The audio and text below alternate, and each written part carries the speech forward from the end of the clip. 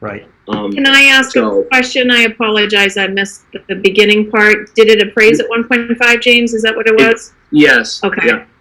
Yeah. So, I'm just going to tell you what I did when I had a seller, had a recent appraisal, very different price point, but she had it appraised at 490, and I knew that the house was lovely, but I wasn't sure about the neighborhood. And so I listed a little bit lower.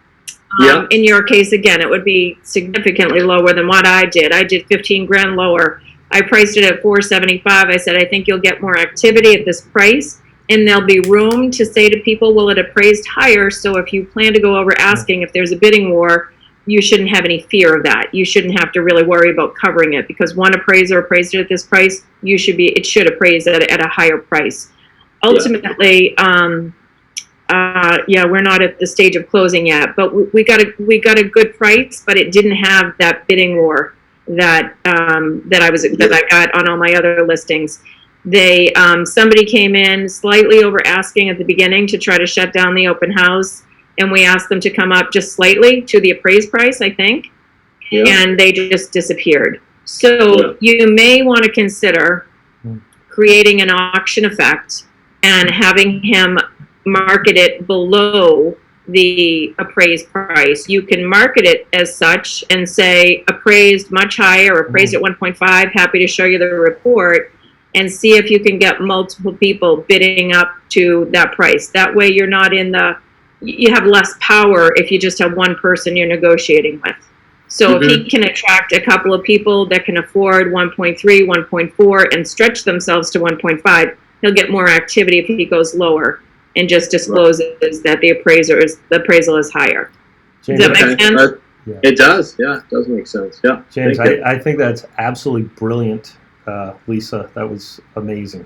Very well said. I think you really. If that is going to be a marketing strategy, should I put the appraisal in documentation on? In the listing. Why not? As long as he approves that. I don't know. Marcia's making a face. What do you think about that, Marcia? I don't know. That's too much information, I think. Maybe the front page of it. Maybe just the front page of it, just showing that it was a recent appraisal. Yeah. Or if you're not comfortable with that, simply put in that it appraised at 1.5. You're happy to share that, so people know that the value is there. But they're saying, wow, they're marketing it below appraised. I wonder if we could get it. And then they find out there's other people thinking the same, and they bid at 1.5 or 1.6 even.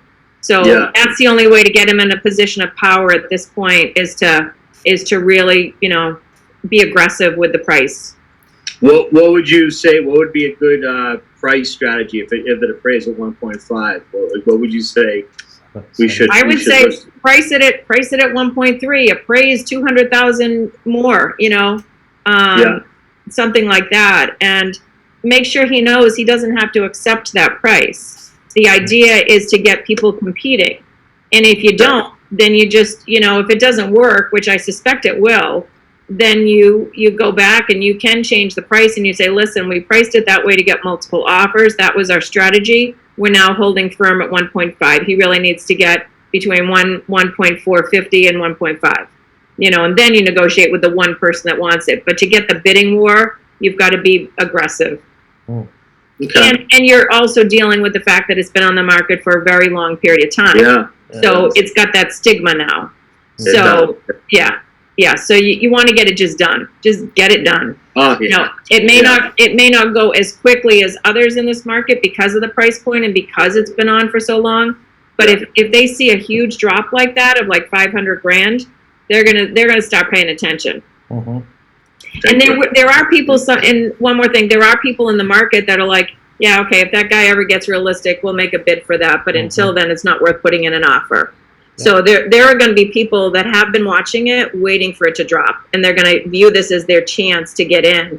Then they're going to find out other people feel the same way. So true. Okay. Yeah. Okay. James, I'm just completely blown away with Lisa's idea in doing this. I think that especially applies in this situation because he absolutely has to sell the house, and pricing it above appraisal is doing nothing but extending it Yeah. It's It just gonna weakens his take longer. position. Yeah, because he doesn't have multiple offers. He's going to deal with one offer, maybe, even if he gets Maybe. Right.